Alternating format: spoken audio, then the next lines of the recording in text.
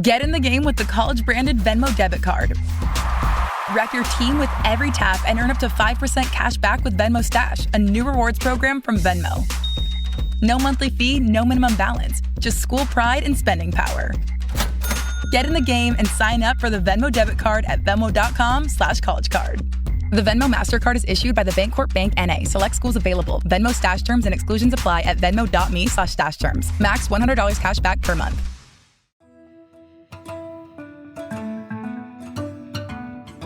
For the News and Observer, I'm Dawn Vaughan, Capitol Bureau Chief and host of Under the Dome. I'm here today with my colleagues Kyle Ingram and Avi Bajpai. We've got another big North Carolina politics week. And as we record this on Monday afternoon, April 14th, 2025, the Senate budget is just hours from being revealed. We'll dive into all the budget stuff in next week's episode, but today we are going to focus on the North Carolina Supreme Court. We'll also talk about Governor Josh Stein's first 100 days and what else other than the Senate budget to expect at the legislature this week. But let's get started with the Supreme Court. There's finally been some bigger news in this race. We are closer to a resolution. Kyle, what happened Friday? Yeah, so this is the contested Supreme Court election. It's been over 5 months since Election Day, and we still don't have a certified winner in this race. That's because Jefferson Griffin, the Republican candidate, he appeared to have lost by 734 votes, really narrow, but not uncommon in our state for these contentious judicial elections. But after his apparent loss, he went on this sort of unprecedented campaign to toss out over 65,000 ballots using untested legal grounds.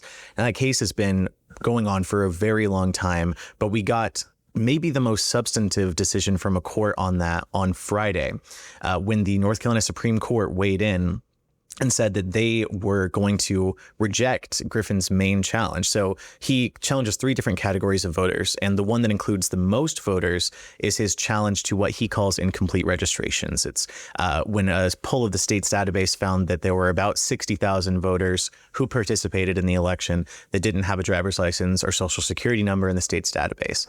And he argued that those votes should be thrown out, but the Supreme Court, which has a 5-1 Republican majority with his opponent Riggs having recused herself, they ruled that that wasn't the voters' fault. They said it was the State Board of Elections' fault, and so they're not going to allow those to be discounted. But that doesn't mean that this is over.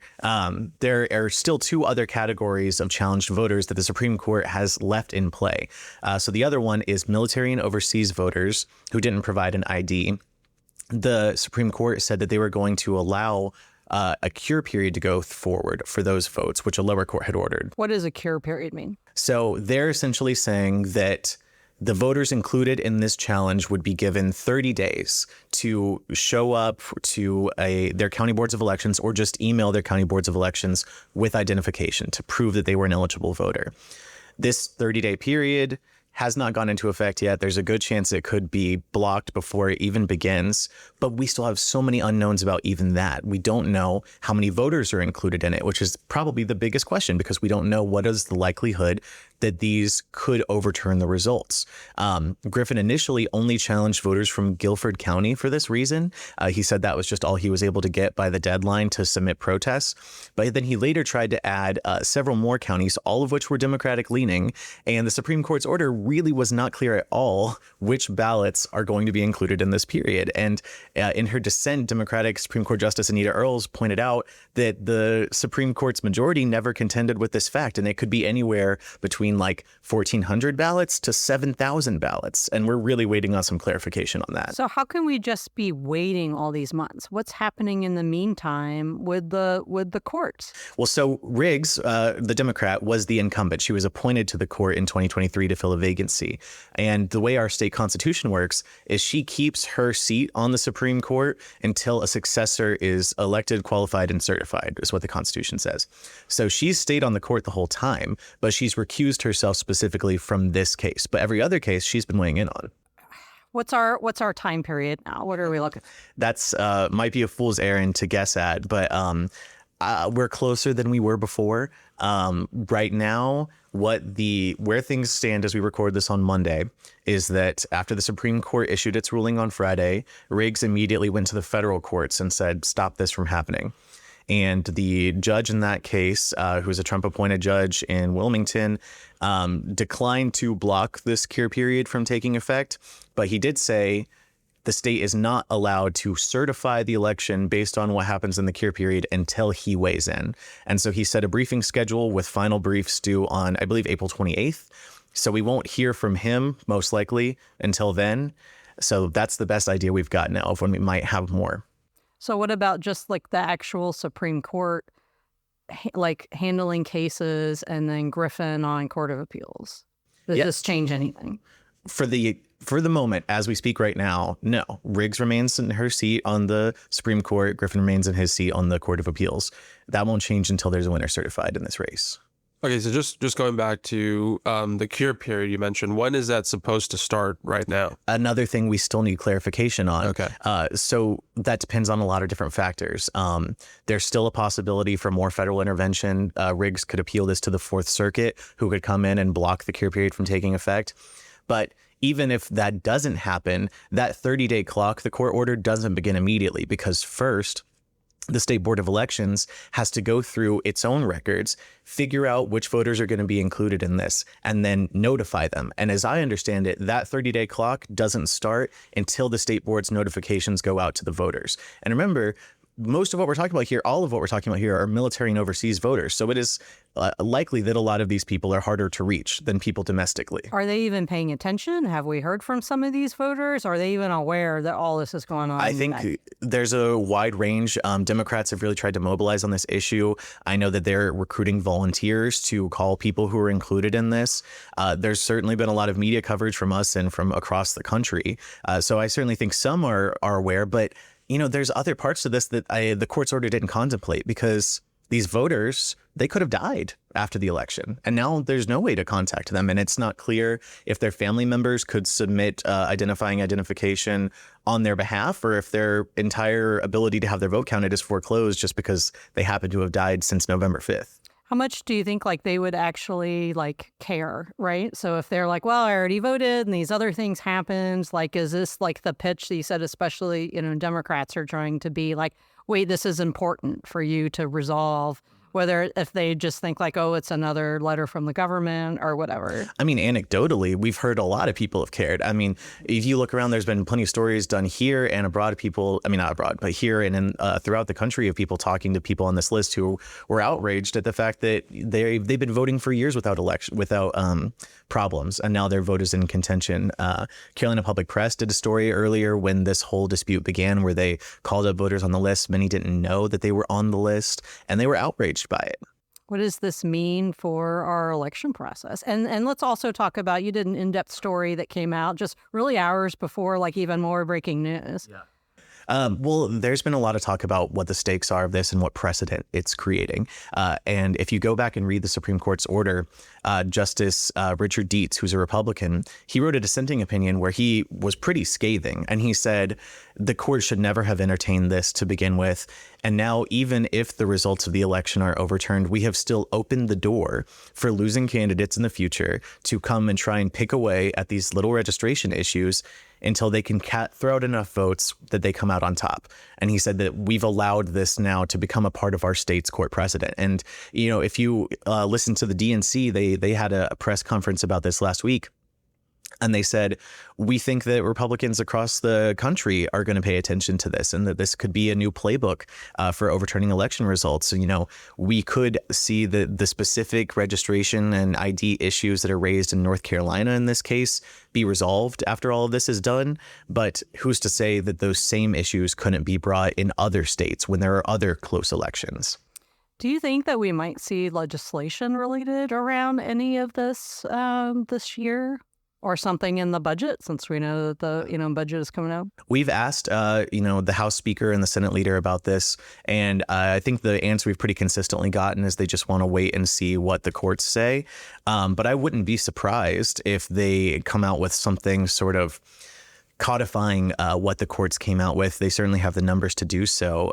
Democrats have introduced their own legislation about this case, saying that, we shouldn't change the results of an election after the fact. Shouldn't change the rules of an election after the fact, and we should protect military and overseas votes. But of course, like most Democrat-sponsored legislation, it won't have any chance really to get on the floor without the support of a Republican leadership. Okay, we're going to take a quick break. When we come back, we're going to talk about something different with the courts that happened today, Governor Josh Stein, and what else is going on at the legislature this week. We'll be right back. Are you stuck staring at your W-2? Are tax refund worries holding you back? You probably have FOMO, the fear of messing up. The fix? Using TurboTax on Intuit Credit Karma. They find every credit and deduction to help you get every refund dollar you deserve.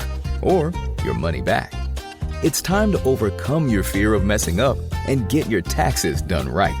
Start filing today in the Credit Karma app. You're listening to Under the Dome. I'm Capitol Bureau Chief Dawn Vaughan, here with Avi Bajpai and Kyle Ingram. Before the break, we heard a lot from Kyle about the North Carolina Supreme Court race, but Kyle was also in court again this Monday about something different. So what's going on? Yeah, so there was a hearing on Monday about control over North Carolina's election boards. So the way it works in many other states is that there is an elected representative who is in charge of overseeing elections. In most states, that's the Secretary of State. But North Carolina, we have a state board of elections. And the way that it has functioned for pretty much all of its history has been that the governor, whoever that is able to appoint a majority of members to that board, which usually means that the governor's party predominates the board. But since Democratic Governor Roy Cooper was elected in 2016, the Republican-controlled legislature has tried many, many times to strip this power away from the governor and give it either to themselves or someone else.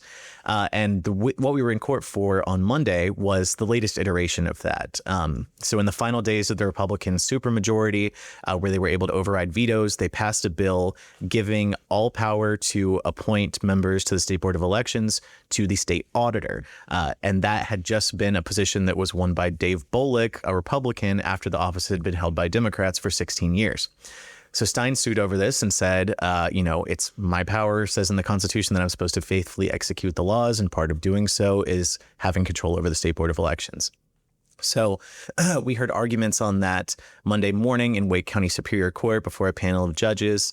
The legislative defendants' lawyers say this is still keeping the power within the executive branch, and all the state constitution contemplates is that executive agencies need to have executive power, and the auditor is elected by the people in a statewide vote to be part of the executive branch.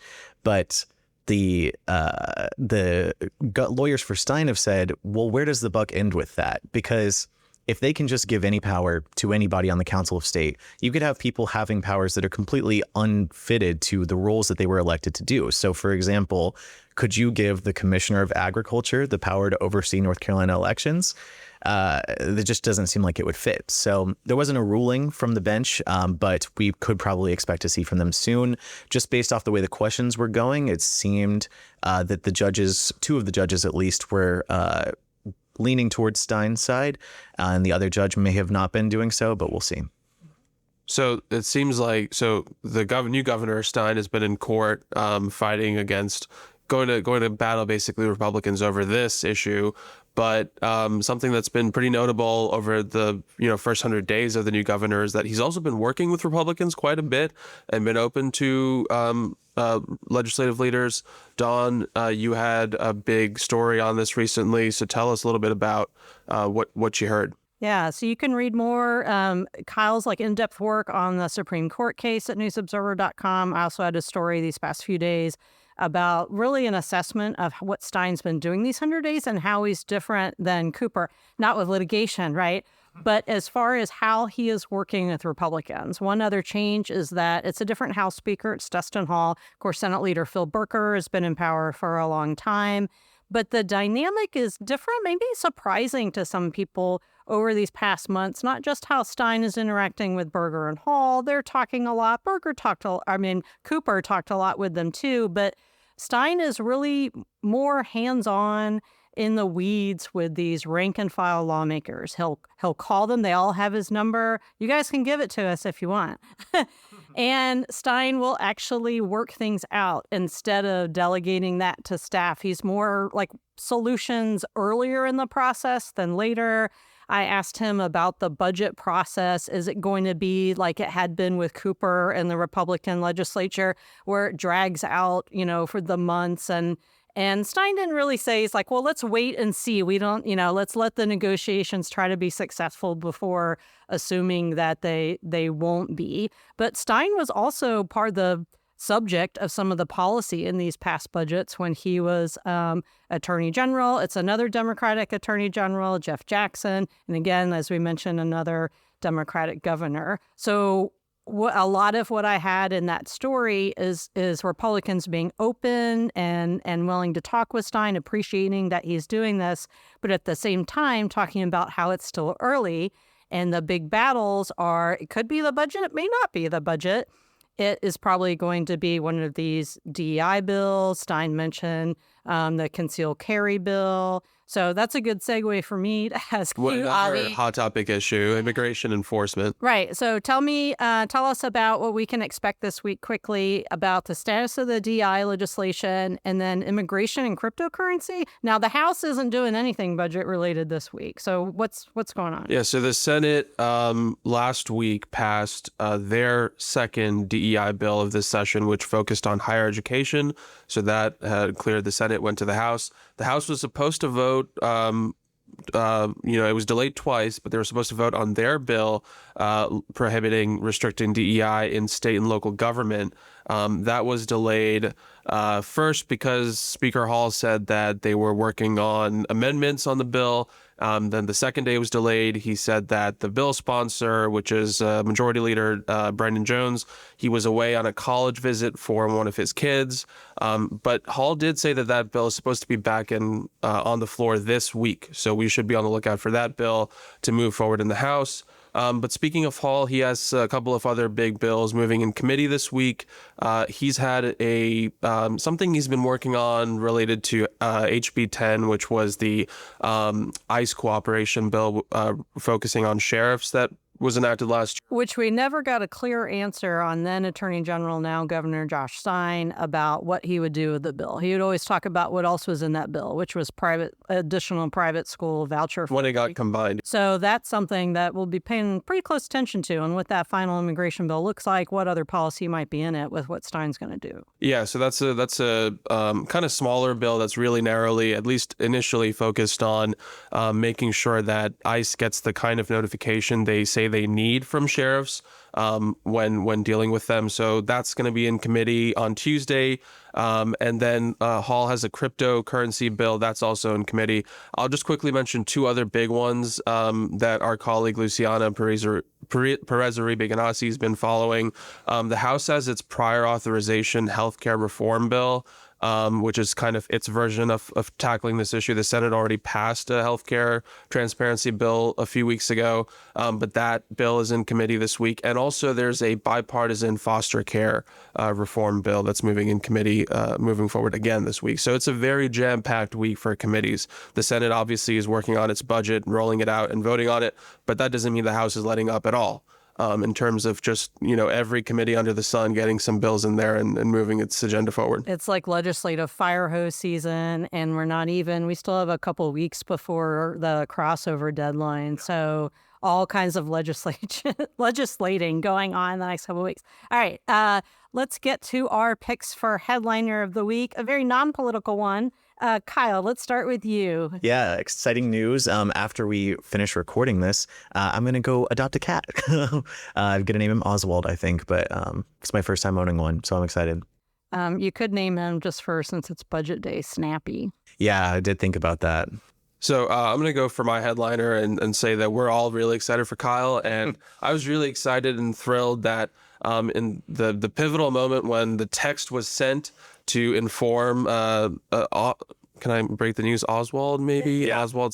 Oswald's owner that Kyle was interested and wanted to go ahead. That I'll take. I'll just say that I got to hit that send button. So I'm glad I was able to do in that. The snack bar of the legislative building, where all the news is made. Yeah, all the news really is, like, not to give it away.